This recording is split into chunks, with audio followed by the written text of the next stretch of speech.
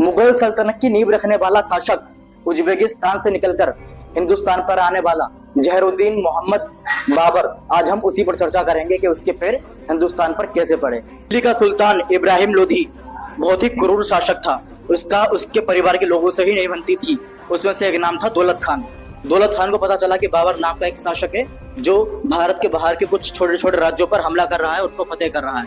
तो उसने सोचा कि बाबर को दिल्ली बुलाया जाए। उसने बाबर को दिल्ली का न्योता दिया और बाबर फिर दिल्ली आया। पर दिल्ली जीतना इतना आसान नहीं था। दिल्ली में इब्राहिम लोधी की सेना विशाल सेनाओं में से एक थी।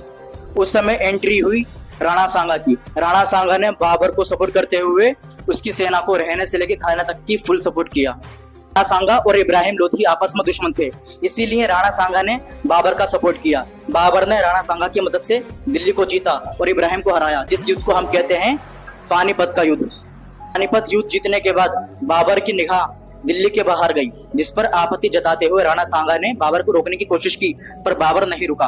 बाबर ने उल्टा राणा सांगा को ही युद्ध की चेतावनी दे दी और फिर 16 मार्च 1527 को राणा सांगा और बाबर के आपस में युद्ध हुआ, जिस युद्ध को हम कहते हैं खानवा का युद्ध। पानीपत और खानवा का युद्ध जीतने के बाद बाबर ने बिहार और बंगाल के कई राज्यों पर अपना राज्य जमा लिया। फिर उसने वही किया जो करने के लिए वो हिंदुस्तान आया था।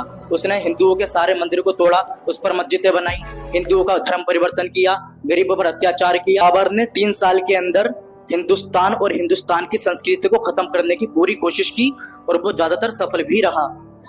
और फिर 26 दिसंबर 1530 को कई बीमारियों में लपेटकर बाबर मारा गया। बाबर के मरने के बाद 4 दिन बाद बाबर के बड़े बेटे हुमायूं को उसका राज्याभिषेक करा दिया गया।